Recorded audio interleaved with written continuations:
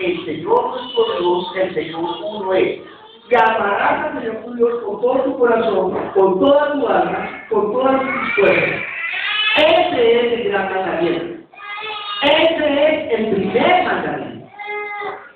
Pero ese mandamiento que Dios está dando para que el hombre pueda recibir la bendición doble en la carne, la bendición en el ser.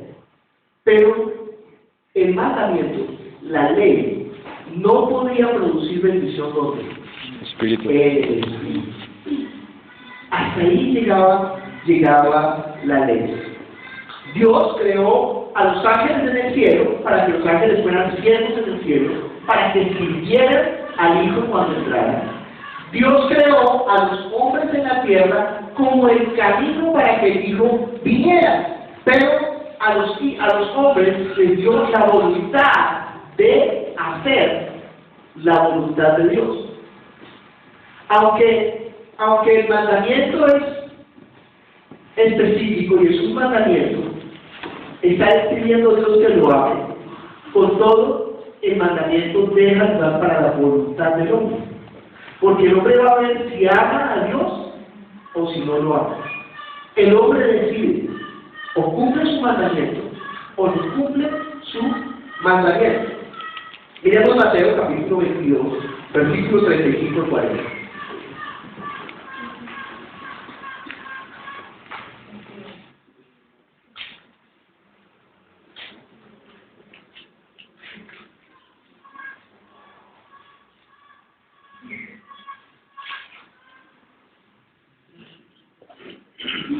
Mateo capítulo 22, versículos 35 al 40. ¿Cómo se resume la ley? Ahí está el resumen de la ley. Y uno de ellos, intérprete de la ley, preguntó por tentarle diciendo: Maestro, ¿cuál es el gran mandamiento de la ley? Jesús le dijo: amarás al Señor tu Dios con todo tu corazón y con toda tu alma y con toda tu mente. Este es el primero y grande mandamiento. Y el segundo es semejante: amarás a tu prójimo como a ti mismo. De estos dos mandamientos depende toda la ley y los profetas. Miremos a Lucas capítulo 10, versículo 25 al 27.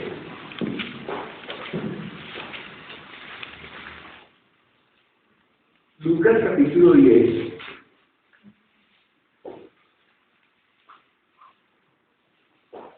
Y aquí un intérprete de la ley se levantó y dijo para probarlo: Maestro, ¿haciendo qué cosas heredaré la vida eterna?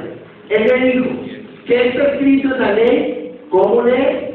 Aquel respondiendo dijo: amarás al Señor tu Dios con todo tu corazón y con toda tu alma y con todas tus fuerzas y con toda tu mente, y a tu prójimo como a ti mismo. Le dijo: bien has respondido, haz esto y vivirás. ¿Cómo está escrito en la ley? Es que si nosotros miramos la ley tiene dos partes. Los 4 primeros mandamientos están hablando con respecto a Dios, y los 6 siguientes mandamientos están hablando con respecto al hombre. Por eso en eso se resume la ley: amar a Dios y amar al prójimo. Es lo que Dios está mandando. Pero fíjense, nosotros incluso estamos pensando que es peor ofender al prójimo que ofender a Dios. Si nosotros hablamos en cuanto al prójimo, realmente no es pecado, es maldad. Pero si nosotros estamos hablando con respecto a Dios, es pecado. Pero nosotros estamos pensando que es más grave ofender al prójimo que ofender a Dios. Nadie está pensando, por ejemplo, no, debe ser gravísimo tener dioses ajenos delante de Dios. ¿Qué es tener dioses ajenos delante de Dios? Es colocar algo por encima de Dios. No, pero para mí Dios es Dios, dice uno de labios. Pero en la realidad, uno está colocando diferentes cosas por encima de Dios. Es que, por ejemplo, el día del Señor, pensamos, no, pero yo anoche estuve viendo televisión hasta tarde, mejor me quedo durmiendo. Ah, han colocado su descanso por encima de Dios. O tengo parcial, estoy hablando de lo que se sabe en la universidad, tengo parcial el martes o el lunes, entonces tengo que estudiar por la mañana, entonces dejo de lado a Dios. Es muy sutil colocar otras cosas por encima de Dios. Y el segundo mandamiento es: no te harás imágenes. Entonces uno dice: no, yo no me hago imágenes. Ese mandamiento está hablando de divinizar a las criaturas. Si usted está colocando una persona por encima de Dios, entonces ya está usted divinizando a las criaturas, ya está usted adorando a las imágenes. Bueno, si está adorando a las imágenes, peor todavía, porque la Biblia dice específicamente que no adora las imágenes. Pero, por ejemplo, conozco una señora que era cristiana, pero amaba mucho a sus hijos. Resulta que cuando la hija entró a la universidad, entonces ella, cuando iba el domingo a la iglesia, la hija se iba a Chía a zarandear. Entonces ella dijo: no, yo no voy a perder a mi hija. El domingo, en lugar de ir a rendir el culto al Señor, yo me voy a quedar en la casa cuidando a mi hija. Pues ella se quedó el domingo en la casa cuidando a la hija. En todo caso, la hija se escapaba y se iba a Chía, y la señora no se volvió a congregar, ambas se perdieron. Pero ella colocó el amor a su hija por encima del amor a Dios. Estaba divinizando a las criaturas. El tercer mandamiento dice: no tomarás el nombre de Dios en vano. Entonces nosotros estamos pensando inmediatamente en la enseñanza del catecismo: usted no puede jurar en vano. No, aquí está hablando de jurar en vano. Ahí está diciendo que usted no puede tomar el nombre de Dios en vano. Hay muchas maneras de tomar el nombre de Dios en vano.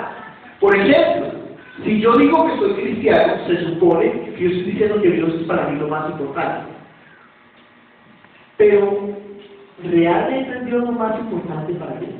Entonces la gente está mirando. La gente, por ejemplo, dice: él es cristiano, quiere decir que ama a Dios.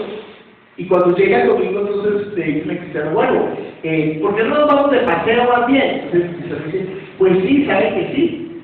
Entonces la persona está pensando: de modo que uno puede como rendir el culto a Dios de una manera ambigua, no fielmente, sino cuando le da la gana. O la persona le dice: oiga, mire, ¿por qué no nos vamos el domingo por la tarde a almorzar, pero tenemos que irnos a las 11? Bueno, perfecto, entonces yo voy al culto, canto las canciones y me voy a la mitad del culto. Y nos vamos para almorzar. Él está diciendo que él ama a Dios, dice Dios: este pueblo de labios me honra, pero su corazón está lejos de mí. O tomar el nombre de Dios en vano, por ejemplo, es que uno hace una promesa a Dios: Señor, yo tengo esta necesidad. Mira, es que no sé por qué quisiera hacer unas promesas tan flojas. Voy a levantarme todos los días a hablar de madrugada. Y después de que consigue la promesa, chao Dios. Está tomando el nombre de Dios en vano. Está pasándose a Dios por la faja.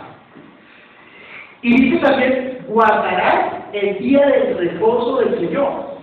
¿Ustedes creen que Dios es quisquilloso en decir que nosotros tenemos que guardar el día para Él? Porque enseña: cualquier día es el día del Señor. No. Mire, para los judíos era el sábado, porque dice la palabra de Dios que Dios terminó la obra y reposó en ese día. Reposó no es que Dios se cansó. Dios no se cansa. Dios es espíritu. Sino que Él apartó. En cada día había creado algo: el sol, la luna, la luz, los animales, los árboles, el hombre. Pero Él guardó un día para sí, para que en ese día el hombre le rinda a Él el culto. El día, cuando habla del reposo de Dios, no está hablando del descanso de Dios. La palabra reposo es lo mismo que paraíso. El paraíso era el lugar que un rey tenía todo el imperio, y el rey guardaba un lugar especial que mandaba encerrar. Ese lugar lo encerraba, en ese lugar sembraba los mejores árboles, en ese lugar lo llenaba con animales hermosos, en ese lugar era bien especial. Y ese lugar, ese jardín, ese paraíso, solamente el rey podía entrar con su amada.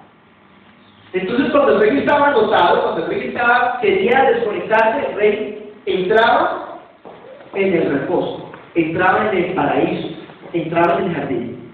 ¿A tener qué? A tener solar, a tener gozo, a tener... ¿Entienden qué sentido a tener descanso? Dice la palabra de Dios que ahora nosotros somos el paraíso de Dios. Su espíritu es el paraíso de Dios. Su espíritu es el lugar santo. Cuando nosotros tenemos la comunión con Él, Dios está teniendo solar. Dios está teniendo regocijo.